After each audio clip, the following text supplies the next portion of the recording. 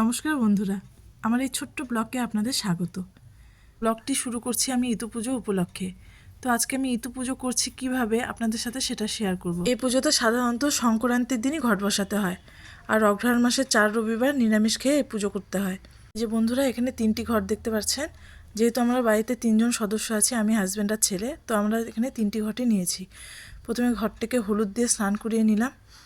ঘটগুলোকে আমি সুন্দর করে সাজিয়ে নেব। সকালে আমি হাজব্যান্ড গিয়েছিলাম কলমি শাক, হেলেঞ্চা শাক, এগুলো সব জোগাড় করে নিয়ে এলাম সকালে। তো এখন সেগুলো দিয়ে এখন ঘরটাকে সুন্দর করে সাজাচ্ছি। এই পুজোতে গাঁদা, দুব্ব, তুলসীর মঞ্জুরি দিয়ে এখন ঘরগুলোকে সাজিয়ে আমি সিঁদুর পরিয়ে নিলাম। পর সেই সরাতে ছোট্ট 5টি বটের ডাল, মানকুচুর গাছ ও হলুদ গাছ দিয়ে সেখানে মাটিতে গেড়ে দিলাম। তারপর আগের দিন ভিজিয়ে রাখা 8 রকম শস্যদানা সেখানে ছিটিয়ে দিয়ে আমি ইতুর ঘট স্থাপন করলাম। ইতু পুজোতে পানের খিলিও লাগে, সে পানের খিলিও আমি দিয়েছি। তো এরপরে জবা ফুল অর্পণ করে আমি কোষাকুষির থেকে গঙ্গা জল ও দুধ 3টি ঘটে মন্ত্র পড়ে আমি দিলাম। তো আমি এই পুজো ছোটোবেলা থেকেই করি। এই ইতু পুজো সবাই করতে পারে।